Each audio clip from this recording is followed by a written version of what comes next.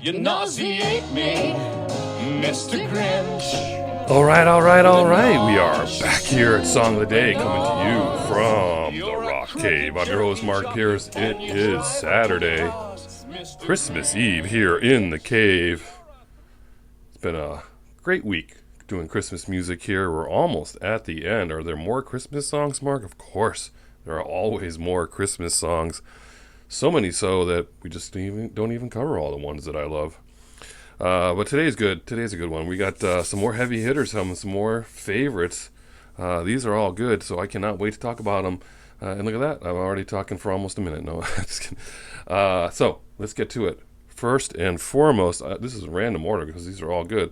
We've got Amy Mann. She is back with The Grinch. Wow. You're a mean one, Mr. Grinch.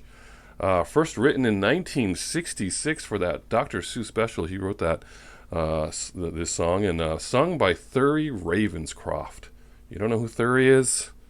I'll give you a second. You know who Thury is? Think about this when you hear the original of this song. Think about that voice. Does that voice sound familiar to me?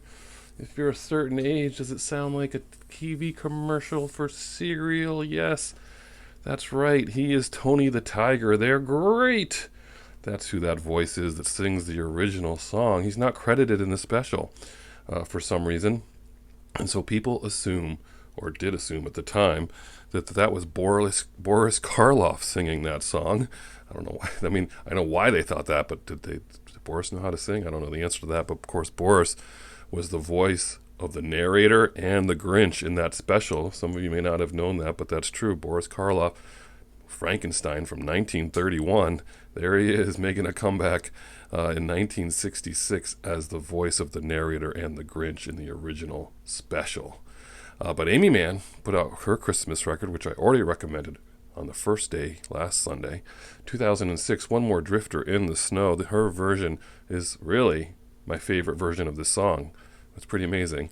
And she does it with Grant Lee Phillips, and it's awesome. I just love this version. And it is out of all the versions out there, it's my favorite. So if you haven't listened to it yet, it's a repeat selection, of course, here in the cave. You're listening to it today, and you're going to tell me what you think. But it's darn good.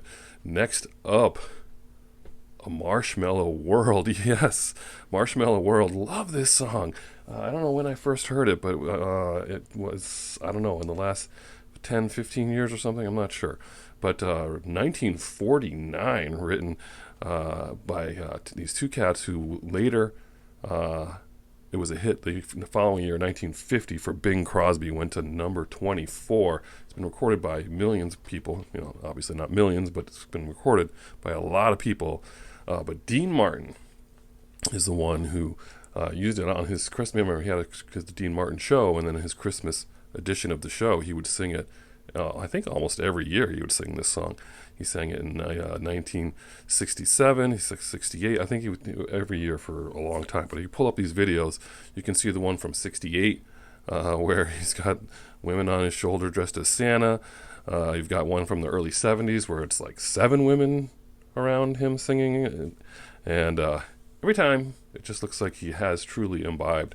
He's always holding a cigarette. And even at the end of one of the specials, he talks about how he drank a gallon of Christmas cheer before the show, and sometimes it looks that way. But the version we love the best is the 1967 Christmas show with Frank Sinatra. They come stumbling out. He's got his cigarette. These guys look like they've already been partaking. They're dancing around, twirling around. You can just tell what kind of shenanigans were going on backstage at that show. So that's a Marshmallow World. You're checking that version out. Last but certainly not least, one of my all-time favorite Christmas songs, Christmas Wrapping. The Waitresses could be my favorite one. Hard to say, but it's pretty close.